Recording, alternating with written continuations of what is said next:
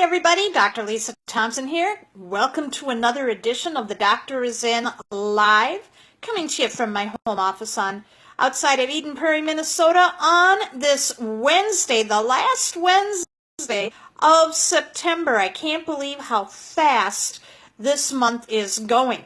And we're continuing our discussion today about some blogging tips, and we're going to be focusing on images in your blog. My best tips when selecting images and how to monetize them. But first I want to go over a few housekeeping items.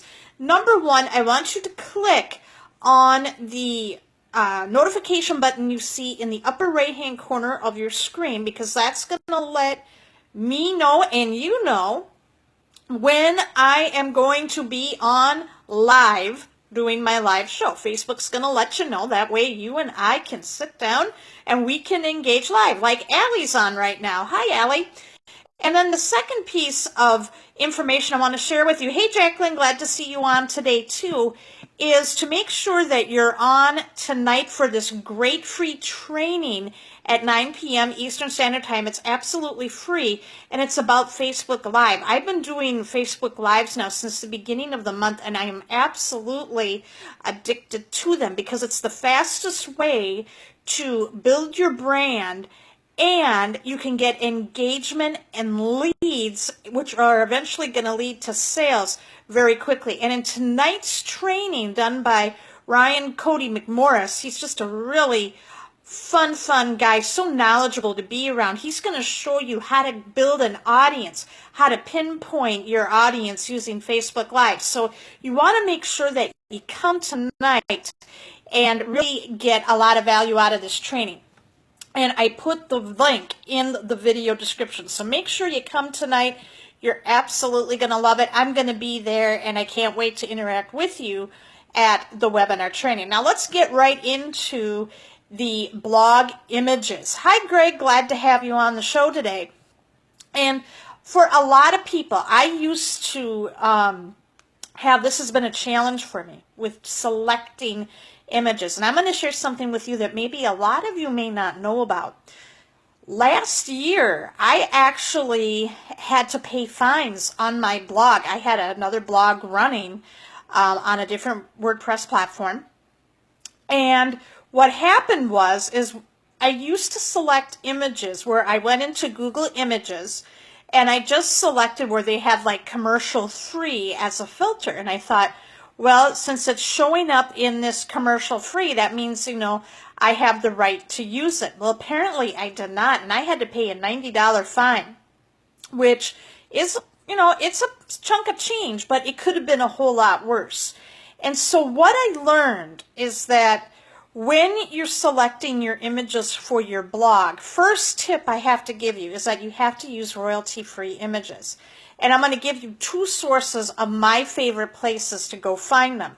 The first is Pixabay, Pixabay.com, Pixabay. And then the second is Pexels, Pexels.com. Hi, Judy. Nice to have you on the show again today.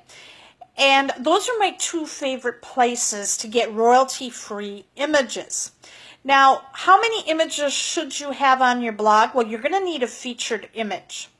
And that featured image is going to be prominently displayed. When you create your blog, hi, Judy, nice to have you on, your featured image is going to be prominently displayed at the top of your blog post, and also on when you create your blog, you're going to have like a blog page, which is like your table of contents, and that's going to show up there as well. Now, here's the key thing when selecting your images. It is this. There's always a message to market match. Your images, a picture is worth 1,000 words. So you have to select an image that's going to match the content that you're writing. And it has to be an attention-grabbing image, okay? A lot of times when people are skimming through a blog, they might skim and see the title, and it may pique their interest, but if there's a powerful image that goes with that title, it's going to make them stop and stay. And that's very, very important because, guys, when we're talking about blogging, we want eyes on our text for as long as possible because that's going to increase our rankings in the search engine.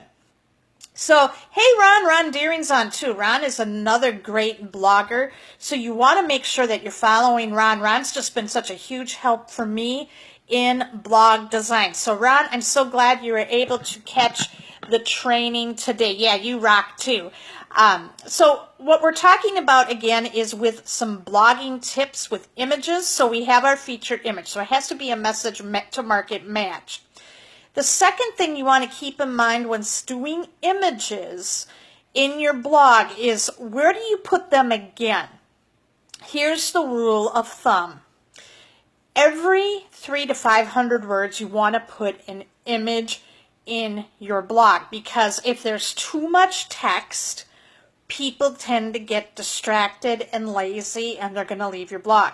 So you want to, again, select images that are going to be, again, congruent with your content. So if you're talking about maybe getting leads on Facebook, you can just go to Pexels or Pixabay.com like I mentioned earlier, and you can find images of people just scrolling on their smartphones, and you can download those and then upload them and put them right into your blog post. So that is just a really great way. Yes, it's very, very true. Now, I want to also share with you another little ninja trick with creating a compelling featured image. And that is once you found your image that you want as your title, what you want to do is upload it to a free visual editing software like Canva. And what you do, and what Canva can allow you to do is you can take that image, even though it's royalty free, you can put the title of your blog as well as a little watermark image of your logo or your name and then your website on there. And then that way it's branded to you and it sets you apart a little bit differently. Yeah, Ron says he loves Canva. And what this does is that even though other people might be using that same royalty-free image for different things, it just makes your content stand out. And especially when you're sharing your content. See, this is another great way when you're sharing your blog content with your social share buttons. And when you share it, you're going to see that featured image.